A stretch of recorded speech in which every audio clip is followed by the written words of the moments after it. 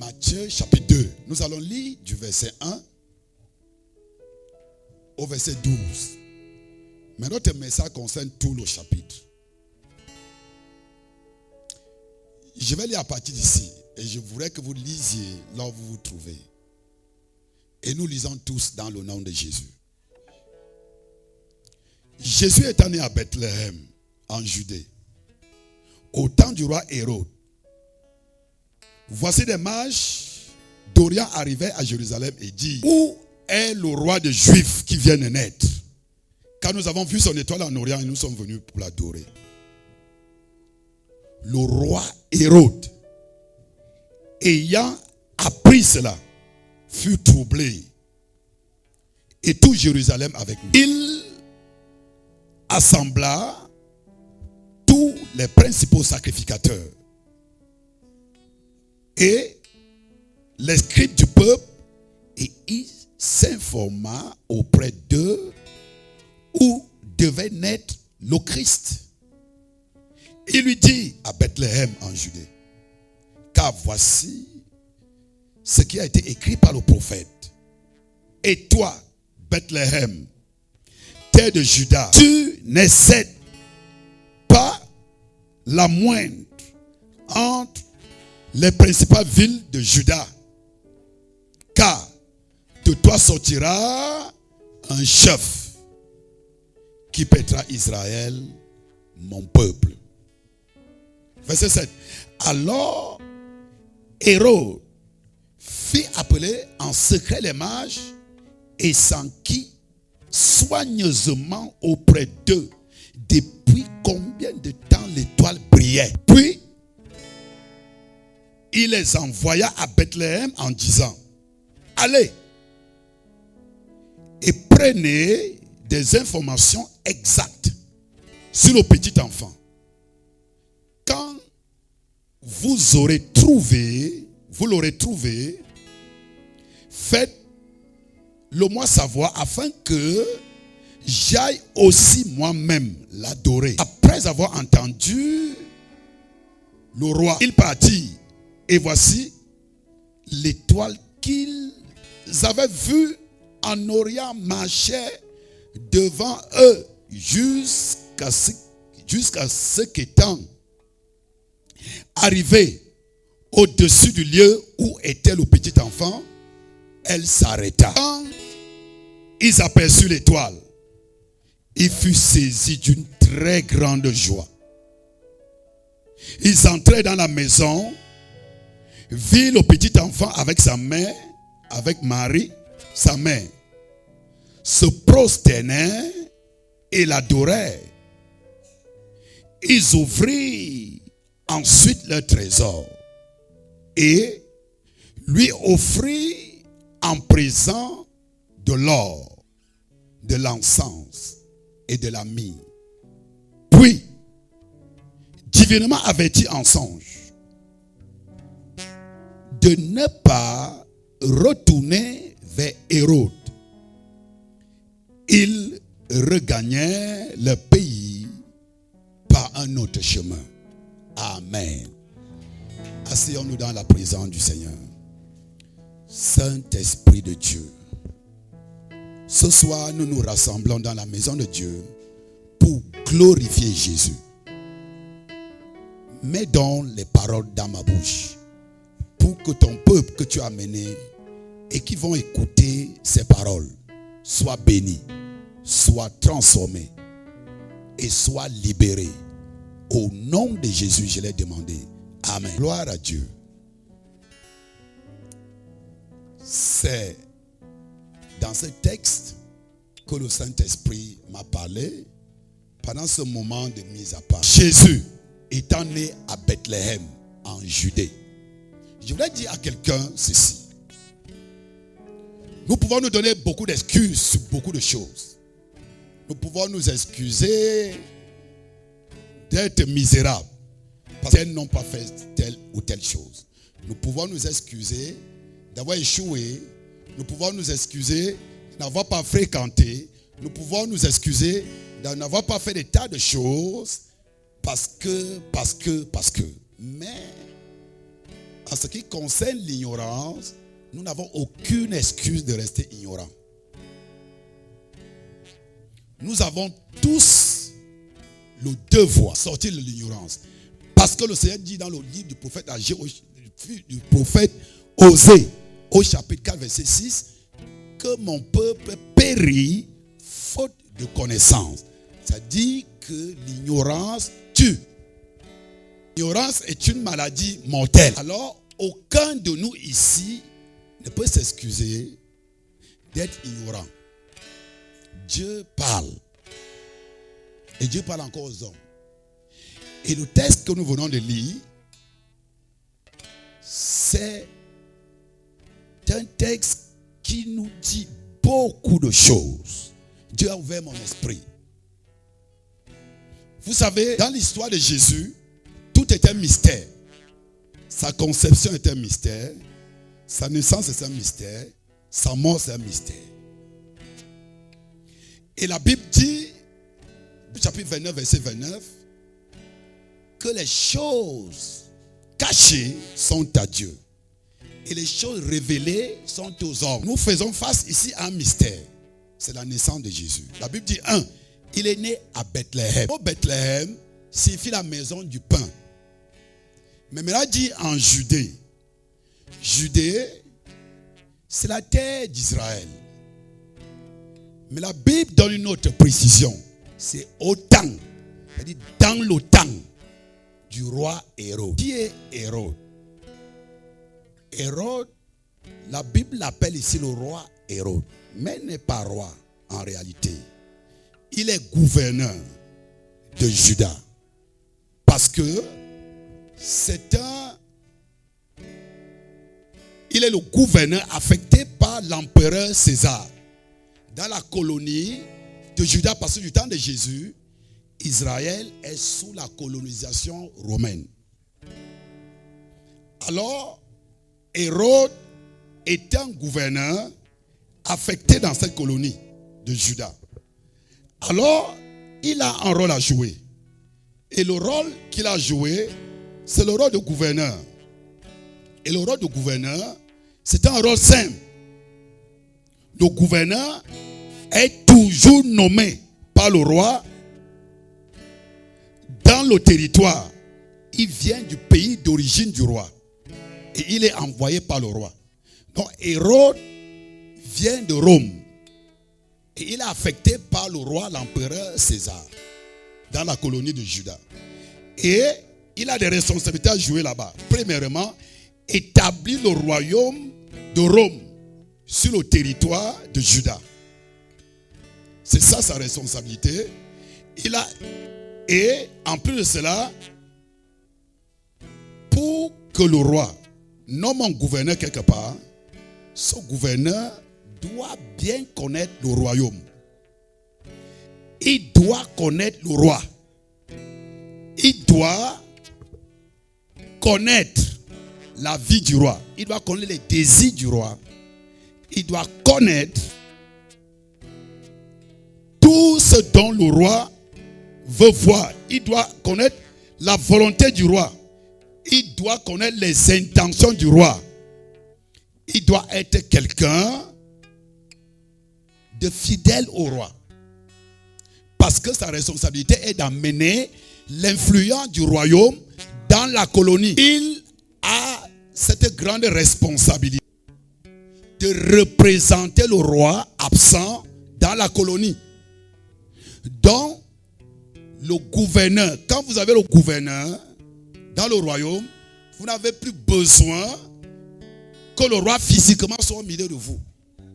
Parce que le gouverneur le représente. C'est le travail que Hérode doit faire.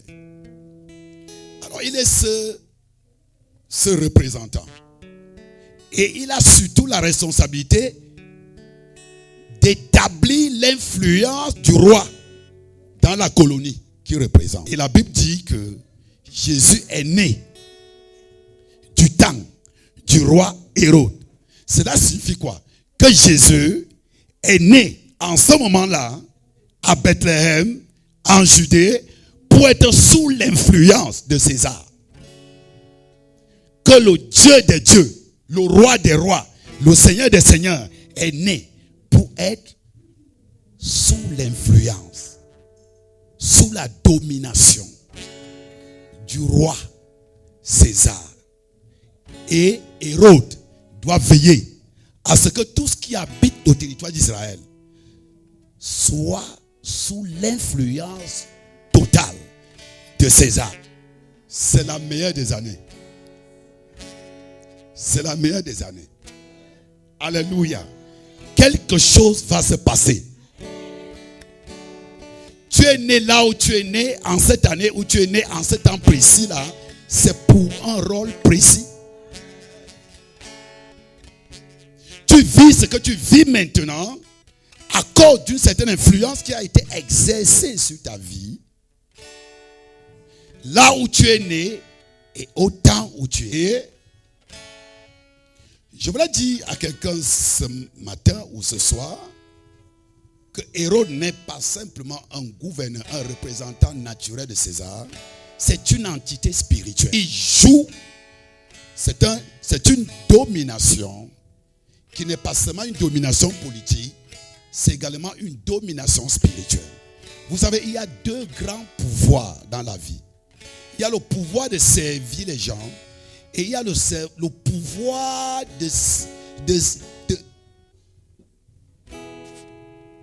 j'appelle cela Alléluia. Je suis en train de dire qu'il y a ces deux grands pouvoirs. Le pouvoir de dominer sur les gens et le pouvoir de servir les gens. Le pouvoir de dominer sur les gens, c'est ce pouvoir qui consiste à écraser, à oppresser, à contrôler, à intimider. Si quelqu'un est venu à ce culte ce soir, et il a quelque chose en lui qui correspond à ce que je viens de décrire, que cette personne prie Dieu de lui délivrer de cela. Parce que c'est ce que j'appelle la sorcellerie. C'est de la sorcellerie. Dominer les gens, contrôler les gens, intimider les gens, écraser les autres. C'est ça le règne d'Hérode. C'est ce travail qu'il doit faire. Et on vient lui dire qu'un roi vient de naître. La Bible dit qu'il est troublé. Je dis que là où nous sommes là, il y a un héros dans chaque famille. Il y a un héros dans chaque quartier. Il y a un héros dans chaque village d'où nous sortons. Il y a un héros dans chaque province et dans chaque nation. Mais cette année 2025, Hérode va perdre le contrôle. Le héros de ta famille va perdre le contrôle. Je ne sais pas depuis combien de temps tu as vécu dans l'intimidation, la domination, l'écrasement. C'est ton année de libération. Au nom de Jésus. Mais le pouvoir de servir les gens, c'est le pouvoir de l'évangile. C'est ce pouvoir que Jésus avait. Jésus était Dieu. Mais la Bible dit qu'il ne s'est pas regardé comme Dieu. Mais il s'est rabaissé pour être semblable aux hommes. Jésus était le grand. Mais il a lavé les pieds des apôtres. Est-ce que quelqu'un comprend quelque chose? Le véritable pouvoir, c'est le pouvoir de servir les autres. Ce n'est pas le pouvoir de se servir des autres. Le pouvoir de se servir des autres, c'est de la sorcellerie. Le pouvoir de servir les autres, c'est ce que la Bible appelle l'amour du prochain. Est-ce que vous êtes prêts ou prêts à faire cette tâche qui ne vous met pas à la une dans votre entreprise, dans votre famille ou dans votre église? Vous voulez toujours être à la une, avoir toujours cette place-là que tout le monde va regarder, que c'est elle qui a fait ceci. Êtes-vous prêts à laver les toilettes de l'église? Je ne sais pas. À venir laver le sol à l'église quand personne n'est là. Voilà le vrai pouvoir. Le pouvoir d'aider les autres à être quelque chose. C'est ce pouvoir que Jésus avait. Il pouvait dire à quelqu'un, suis-moi, je ferai de toi.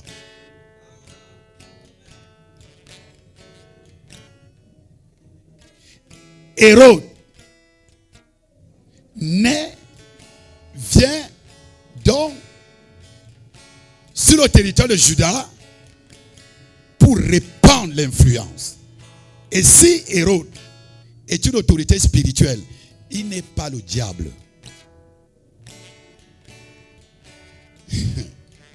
Il est le représentant de quelqu'un d'autre. Bien aimé, vous savez quelque chose, je vais vous le dire. Le diable n'est pas omniprésent. Je sais que beaucoup d'entre vous ne croyez pas cela. Mais quand à la maison tu dis, tu vas au marché, tu dis le diable m'a fait ceci. Tu rentres à la maison, tu dis le diable m'a fait cela. Tu vas au champ, tu dis le diable m'a fait. Ce n'était pas toujours le diable.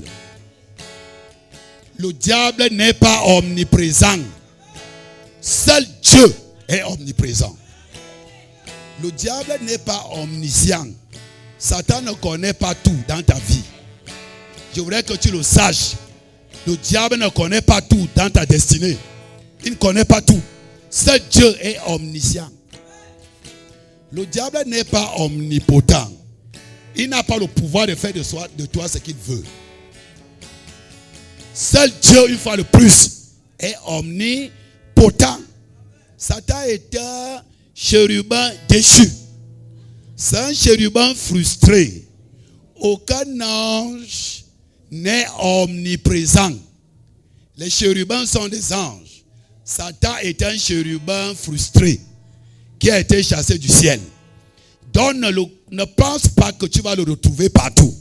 Mais je voulais te dire quelque chose. Le diable a tout perdu sauf l'intelligence. Il était au ciel.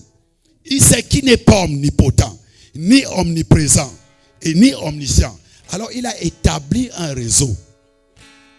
Il a l'un des réseaux les plus sophistiqués qui existent. En tout cas, c'est le réseau le plus sophistiqué qui existe dans l'univers. C'est le réseau du diable. C'est-à-dire que dans chaque famille, dans chaque village, dans chaque quartier, dans chaque ville, dans chaque nation, Satan a un représentant. Ce que tu vis là, ce n'est pas le diable. Tu as simplement affaire peut-être à un héros de ta famille qui a été établi. Mais nous sommes ici en ce début d'année pour que chaque Hérode perde son influence. Chaque Hérode soit renversé au nom de Jésus. 2025, tu vas expérimenter ce que tu n'as jamais expérimenté dans le passé. Jamais dans le passé. Écoute la parole et crois ce qui est en train de sortir. Et alors, la Bible doit nous dire ceci, que Jésus est né à Bethléem. Nous avons déjà dit que Bethléem signifie la maison du pain. Le pain symbolise la bénédiction. Le pain symbolise la provision pour la vie. Le pain. Écoutez, vous pouvez naître dans une famille bénie. Vous pouvez naître dans un quartier béni. Vous pouvez naître dans un pays prospère. Dans un village prospère. Mais s'il y a un héros établi sur vous, toute votre vie seront des combats et des batailles. Toute votre vie. Mais nous sommes ici ce matin pour que par l'onction du Saint-Esprit, le joug d'Hérode soit brisé. Dans chaque vie, le joug d'Hérode sera brisé. Alors, les mages, c'est qui les mages? Les mages sont les savants.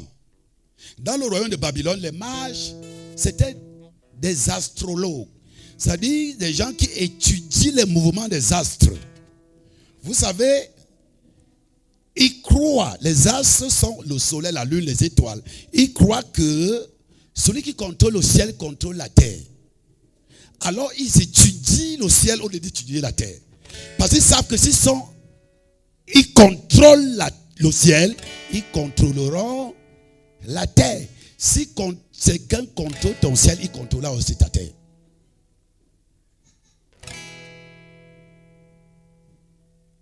Ce sont ces mages, ces savants. La Bible dit que ils ont vu l'étoile. Quelle étoile? Une étoile royale. Ils ont pu distinguer, identifier que cette étoile-là, c'est l'étoile d'un roi. Et ce n'est pas n'importe quel roi. C'est le roi d'Israël. Ils se sont rendus en Israël. Alors la Bible dit qu'ils arrivent à la frontière d'Israël. L'étoile disparaît. Alléluia. Et lorsque l'étoile disparaît, ils se rendent. Ils ne demandent pas aux citoyens qui sont en train de rencontrer en route. Ils se dirigent directement vers le gouverneur. Celui qu'on appelle le roi Hérode. Pourquoi? Parce que c'est une étoile royale qu'ils ont vue. Et se dirigent vers le roi. Dis-nous, nous suivons une étoile royale. Et jusqu'à nous sommes arrivés ici, elle a disparu. Elle est où? Hérode est supposé connaître où se trouve l'étoile royale qui a disparu. Est-ce que parle à quelqu'un ce matin? Il y a des gens qui habitent cette nation-ci qui ne peuvent pas disparaître. Qui ne peuvent pas disparaître. Je n'ai pas dit que sans que tel soit qui soit le responsable, mais il sera au courant. Il y a des gens dans ton village qui ne peuvent pas disparaître sans que le chef du village ne sache pourquoi ils ne sont plus là. Ah, je parle aux gens qui veulent écouter l'évangile. Il y a dans les familles des personnes qui ne peuvent pas disparaître sans que le chef de la famille ne sache ce qui s'est passé. C'est pourquoi les mages vont voir Hérode. Dis-nous, nous ne voyons plus l'étoile. Il y a un jugement qui est en train de se passer maintenant dans le règne de l'esprit. Dans des familles et dans des quartiers et dans des villages. Je vois les anges de Dieu en train de réclamer, de demander à certains chefs. Plus bas que ça. Alléluia. Les étoiles seront restituées ce soir. Nous avons vu son étoile depuis l'Orient et nous sommes venus l'adorer. La Bible dit le roi Hérode, ayant appris cela, fut troublé. Et Jérusalem avait dit, pourquoi? Les mages lui ont dit, nous partons l'adorer. C'est quoi l'adoration? Le mot adorer veut dire se prosterner devant quelqu'un. C'est quoi se prosterner? Qu'est-ce que cela signifie? Se prosterner devant Jésus, se prosterner devant Dieu, ça veut dire reconnaître son autorité et sa souveraineté totale en toi. Quand tu viens devant quelqu'un, tu fais ça. Tu reconnais sa supériorité, sa suprématie, sa domination absolue sur toi. Alléluia. Et les mages lui ont dit à ces gens, ils ont dit à Hérode, nous partons adorer ce monsieur-là. Le roi d'Israël là, nous sommes venus l'adorer. Et Hérode connaît ce que c'est que l'adoration. La Bible dit qu'il fut troublé. Que chaque Hérode de ta famille, l'Hérode de ta famille, l'Hérode de ma famille, l'Hérode de mon quartier, de ton village, de mon village, que chaque Hérode soit frustré maintenant. Je dis que chaque Hérode soit frustré maintenant. Au nom de Jésus. S'il y a quelque chose, bien aimé, qui hante l'esprit du diable, qui hante la pensée du diable, c'est d'abord l'adoration. Dans Matthieu chapitre 4, verset 9, le diable a dit à Jésus, la Bible dit qu'il le transporta sur une haute montagne, lui montra toutes les nations du monde et leur gloire, et lui dit, si tu te prosternes devant moi, je vais te donner toute cette gloire et toutes ces richesses parce qu'elles m'ont été données. Si seulement tu te prosternes. Est-ce que tu comprends le sens de la prosternation? Est-ce que tu comprends ce que c'est que l'adoration? Est-ce que quelqu'un comprend ce que c'est que l'adoration? Quand on dit, j'ai l'habitude de dire aux gens ici, certaines personnes disent, je ne sais plus quoi faire. Il y a prié, je suis fatigué, je ne sais plus quoi faire. Je dis, si tu ne sais plus quoi faire, adore Dieu. Adore-le. Simplement. Alléluia.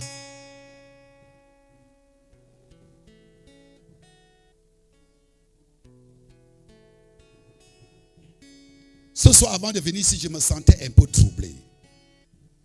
Et j'ai commencé à adorer le Seigneur. J'étais dans la chambre. J'ai commencé à adorer le Seigneur. Et à un moment, le niveau de l'adoration est monté. Ça arrivait là où ça devait arriver. Et l'onction est tombée. Quand je me suis relevé, j'étais complètement restauré. Adorer Dieu. Seul Dieu mérite l'adoration. Jésus seul mérite l'adoration. Ne donnez pas l'adoration au diable. Satan veut que vous l'adorez. Et Hérode veut être adoré. Ce héros-là te combat de cette façon qu'il te combat parce qu'il veut que tu l'adores. Depuis que tu es venu à l'église, il est en colère parce que tu ne l'adores plus. Et tu dis, j'ai trop de problèmes actuellement. Oui, tu as beaucoup de problèmes actuellement parce que tu ne veux plus adorer Hérode. Mais bientôt, je vois cet héros tomber. Je dis bientôt, il tombe. Je dis qu'il tombe bientôt au nom de Jésus. Il s'enquise soigneusement. Dis-moi, depuis combien de temps exactement cette étoile brille? Et la Bible dit, il demandait aux gens, dites-moi un peu, est-ce qu'il y a un roi qui doit naître en Israël? Et il appelle des leaders de l'église. Et il vient lui dire, oui, c'est exact. Les Écritures le disent. Est-ce que toi-même tu sais que ta propre vie est écrite dans ce livre? Mais est-ce que tu le lis même? Est-ce que tu lis même ce livre? Ta vie est ici. Ta destinée est ici. Il faut lire. Tu vas le découvrir. Alors, il lui dit, c'est exact. À Bethléem en Judée. Car voici ce que disent les Écritures. Combien d'Écritures disent de toi que tu es une femme d'affaires? Combien de versets bibliques ont dit de toi que tu n'es pas une femme stérile? Combien de versets bibliques ont dit de toi que tu n'es pas une femme célibataire? Combien de versets bibliques? Mais tu n'as lu aucun d'entre eux. Voilà le problème. C'est pas là quelqu'un ce soir. Mais voici, lorsque ces mâles sont arrivés, ces servants sont arrivés pour l'adoration, la Bible dit que finalement Hérode vient leur dire, bon, c'est à Bethléem en Judée, donc il sait. Et lorsqu'ils se mettent en marche, l'étoile réapparaît.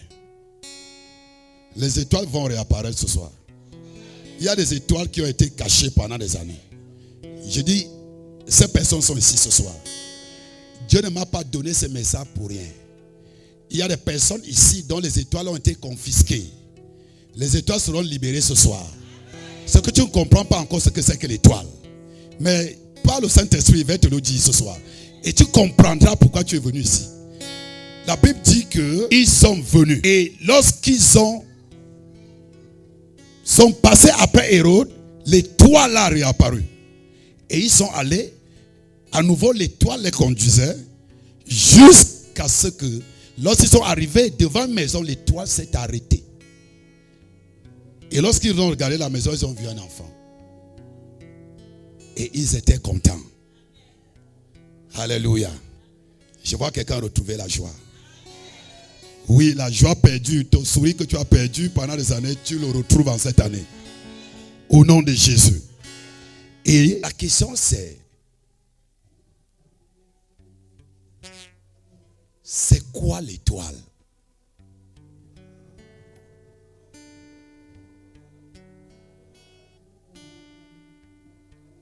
L'étoile. Et je voulais y dire que chacun d'entre nous qui est ici ce soir a une étoile dans le ciel. Chaque fois que quelqu'un naît sur la terre, Dieu met une étoile dans le ciel. Une étoile apparaît dans le ciel. Donc, ton étoile, c'est la lumière que Dieu t'a donnée pour guider ta destinée sur la terre. Il y a une lumière dans le ciel que Dieu a disposé pour toi pour conduire ta vie. C'est ça qu'on appelle ton étoile. L'étoile, c'est ce que Dieu a disposé pour te permettre de marcher dans les ténèbres de la vie que tu vas rencontrer. Ça dit que c'est une lumière, les difficultés représentant les ténèbres. Dieu a destiné une lumière pour que chaque fois que tu feras face aux difficultés, que cette lumière t'éclaire et que tu passes par les difficultés. Écoutez, beaucoup de personnes disent, je suis bloqué. Un enfant de Dieu ne doit pas être bloqué.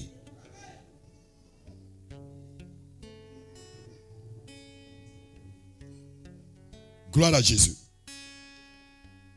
Donc, votre étoile, c'est ce que Dieu vous a donné pour exercer l'influence dans votre génération. C'est-à-dire pour influencer votre génération. Dieu vous a donné une étoile. Je voudrais que vous compreniez la définition de l'étoile et vous allez comprendre pourquoi vous vivez ces problèmes que vous vivez maintenant. Votre étoile c'est ce qui vous distingue et fait de vous la personne spéciale que vous êtes. Il y a des choses dans votre quartier, dans votre famille, qu'il n'y a que vous, celles qui pouvez faire ça de cette façon-là. C'est votre étoile. Vous pouvez dire que vous le faites naturellement, mais Dieu a tout planifié. Chacun d'entre nous a une étoile. En anglais, on l'appelle star. Et combien ici, qui ici ne sait pas ce que c'est qu'une star? Les stars sont ces personnes qui influencent notre quotidien, qui influencent nos générations. Nous les appelons les stars. Les stars. Mais toi-même, tu es une star.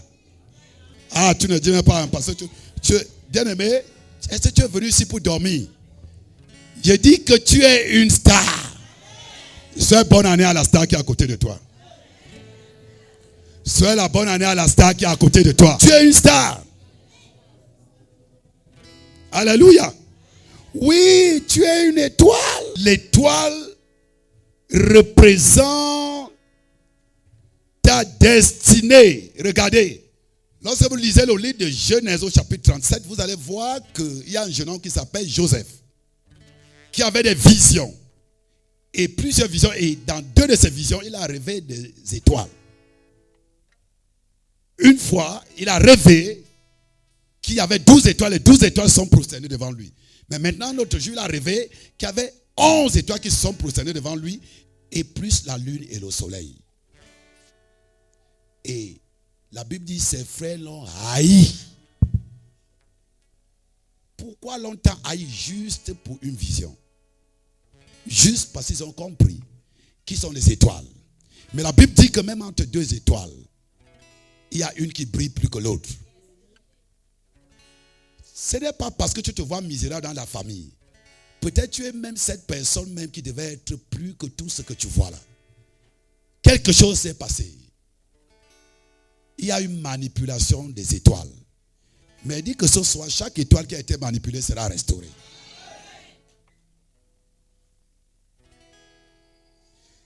L'étoile est cette chose.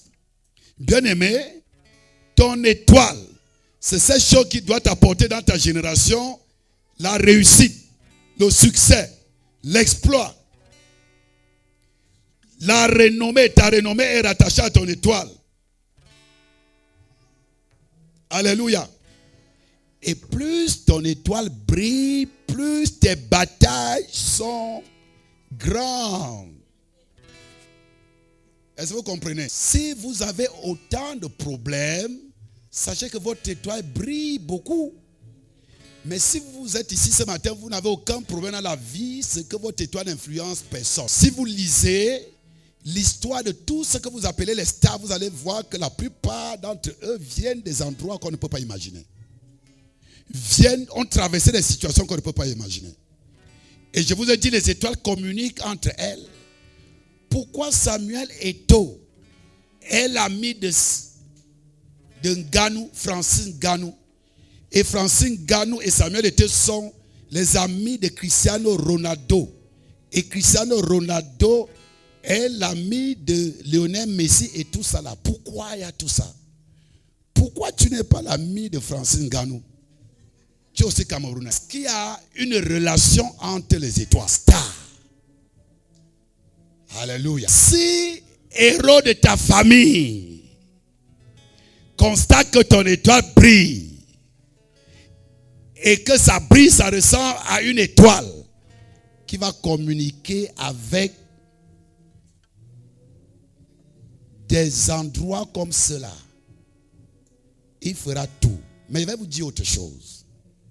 Les mages avaient été conduits par la star de Jésus, l'étoile de Jésus. C'est l'étoile de Jésus qui les a conduits depuis Babylone jusqu'en Judée. Et le Saint-Esprit me montrait quelque chose. Il me disait, il y a beaucoup de personnes sur la terre que simplement c'est leur étoile que les autres utilisent pour faire ce qu'ils vont en faire. Des gens peuvent être en train d'utiliser simplement ton étoile. Et toi-même, tu te procèdes devant ces personnes.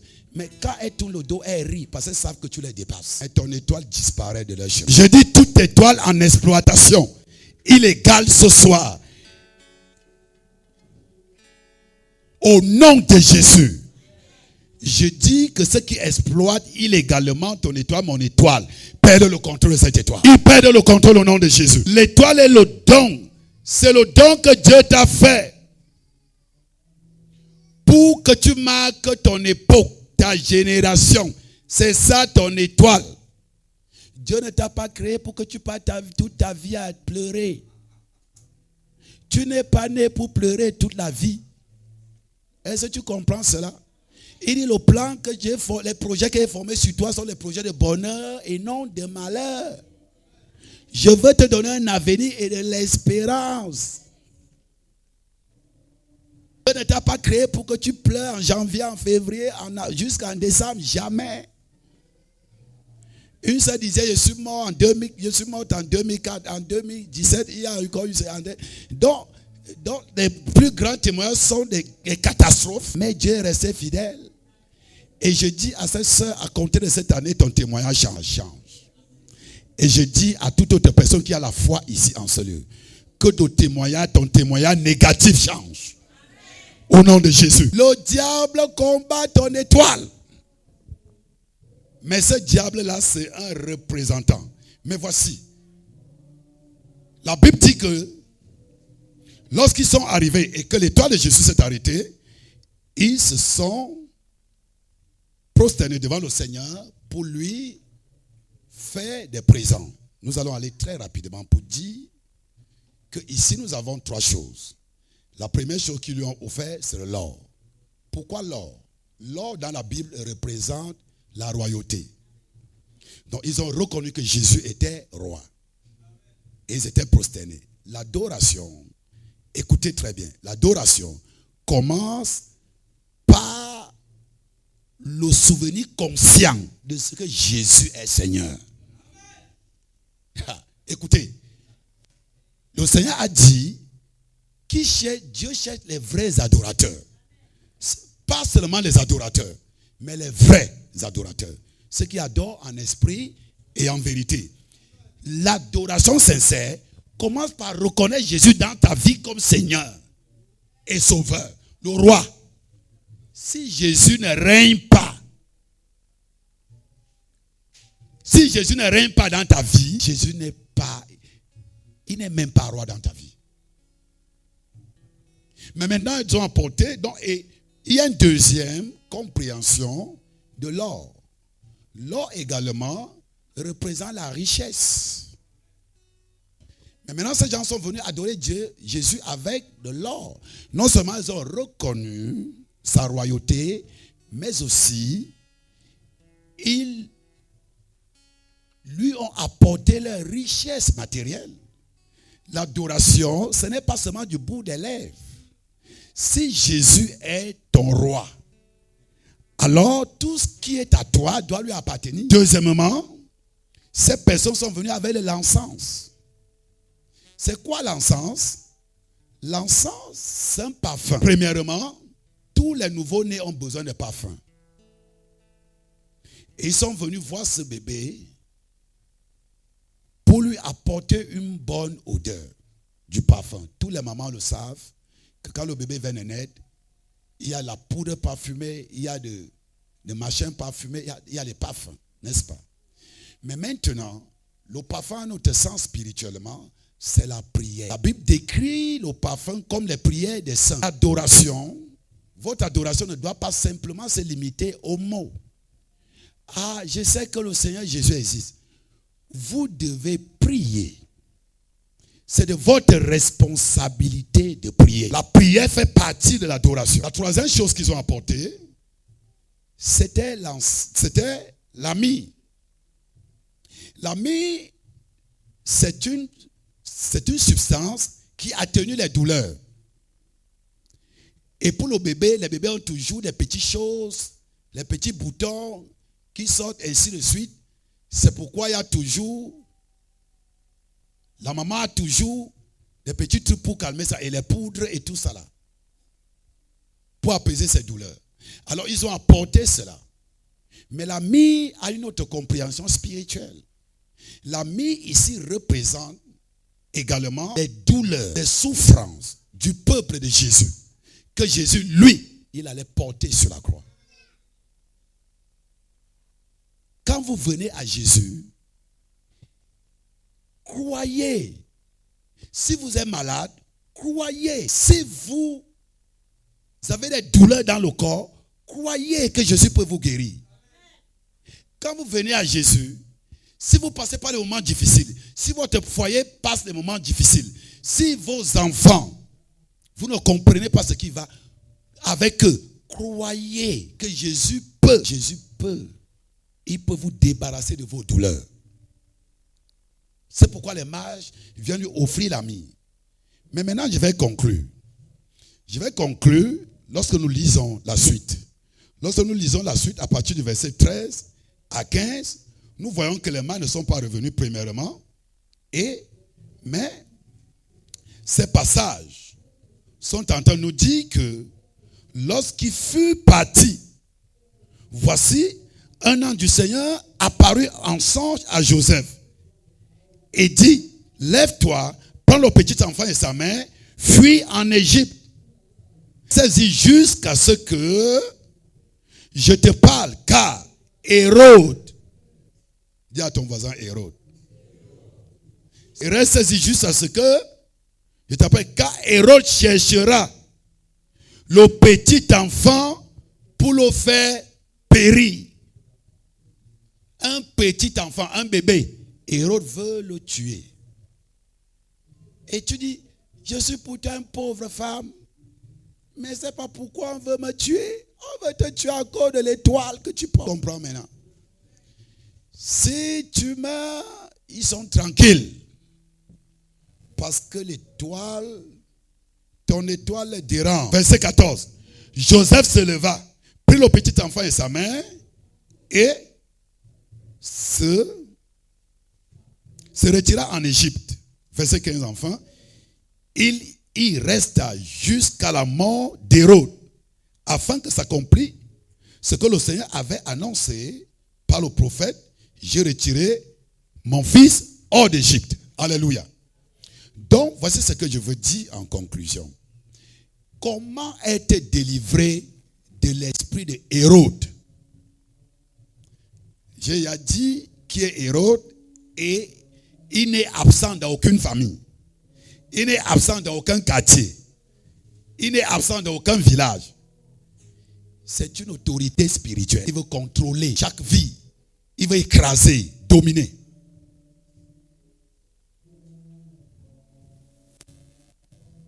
Première chose que tu dois faire.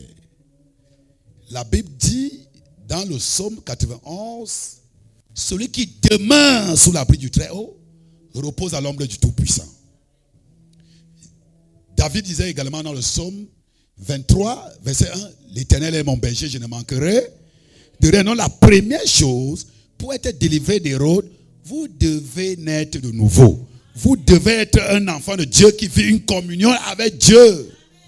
Vous devez avoir une communion avec Dieu, bien-aimé. Ne fuyez pas l'église. Si vous fuyez l'église, vous ne pouvez pas fuir les sorciers. Et ça, on se comprend. Tu peux fuir l'église, mais tu ne fuiras pas le sorcier de ta famille. Est-ce que tu vas quitter la famille là? Même si tu changes de carte d'identité, tu ne changeras pas ton sang. Deuxième chose. L'ange vient dire à Joseph, prends le petit enfant, fuis en Égypte. La révélation. J'appelle ça le réma. Il y a une soeur qui a témoigné ce soir. Elle disait, c'est notre maman là, elle dormait déjà. Elle dit, qu'on lui a dit quitte le village, c'est ça? On a dit quitte le village. Le quartier, c'est ça? Oui, c'est l'une des manières de se débarrasser de l'esprit d'Hérode. Mais il faut le faire sous révélation.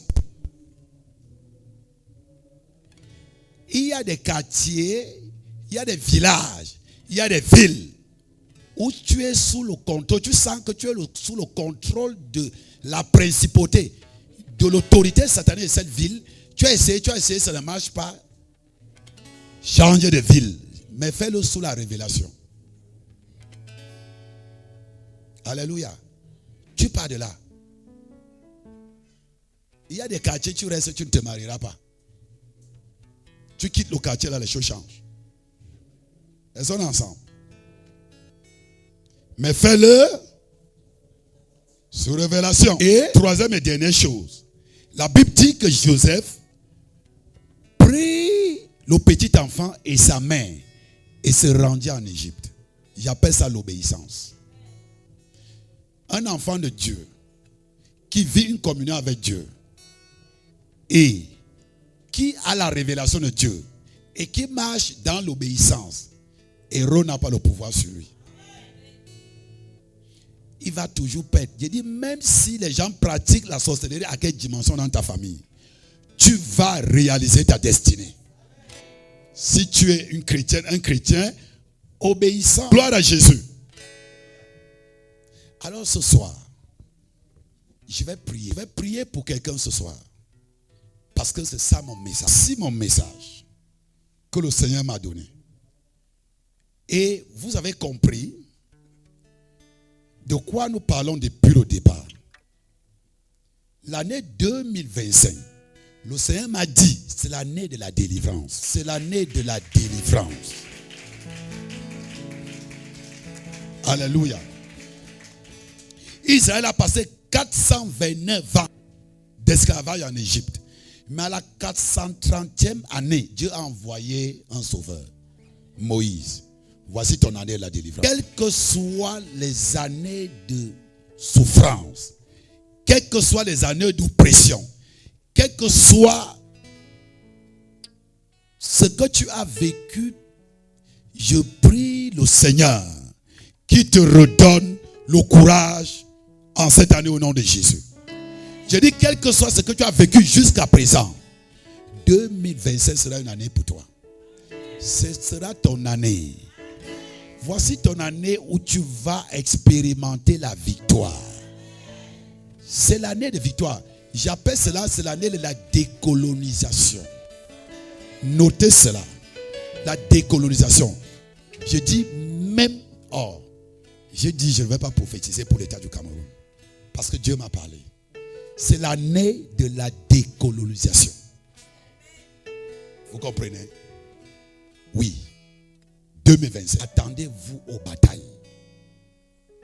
Parce que Pharaon n'a pas laissé facilement les enfants d'Israël sortir.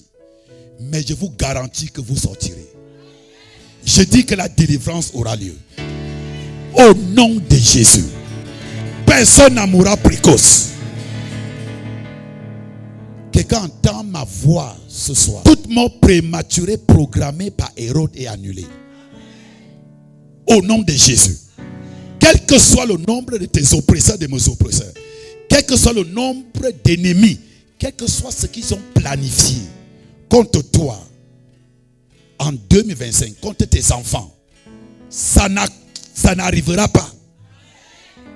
Dans Ésaïe chapitre 54, verset 17, il dit, si forme de complot, cela ne viendra pas de moi. Et toute langue qui se lèvera contre toi en justice, tu la condamneras. Je dis, je condamne toute mort préparée, toute mort prématurée, planifiée. C'est annulé au nom de Jésus. C'est annulé au nom de Jésus. Je dis que c'est annulé au nom de Jésus. Je dis, je décrète, je déclare que 2025,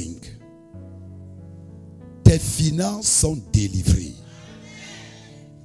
L'année de la délivrance de l'esclavage financier. Au nom de Jésus. 2025, toutes les forces qui te tenaient, qui me tenaient, pour ne pas progresser, ces forces sont vaincues au nom de Jésus. J'appelle ça Hérode, les puissants de la sorcellerie. Les sorciers auront chaud en 2025. Et la Bible dit, dans le verset 5, dans le verset 15, Hérode est mort. Et Dieu dit à Joseph, retourne. Je suis en train de te dire quelque chose. Ce n'est pas Joseph qui a tué Hérode. Ce n'est pas Marie qui a tué Hérode. Ils ont simplement obéi à la parole de Dieu. La Bible dit que nous n'avons pas à combattre contre la chair et le sang. Ce n'est pas une année où tu vas prier, Seigneur, que tel meurt, que tel meurt. Non, non, non, c'est pas trop ça. C'est pas ça. Obéissez à Dieu et Dieu combattra pour vous. Je dis, Dieu combattra pour vous. 2025, les mariages sont délivrés. Chaque Hérode qui détenait les mariages, qui détenait ton mariage en captivité, qui détenait ton mariage, qui a scellé ton mariage de cette sceau, ces sceaux sont brisés. Je dis, ces sceaux sont brisés. Les cadenas de sorcellerie sont brisés. Par le nom de Jésus. Je dis que 2025, voici l'année où ta santé est complètement libérée. Celui qui buvait ton sang, il perd le contrôle. Par le nom de Jésus. Je dis qu'il perd le contrôle. Je dis qu'il perd le contrôle. Je dis qu'il perd le contrôle. Au nom de Jésus-Christ.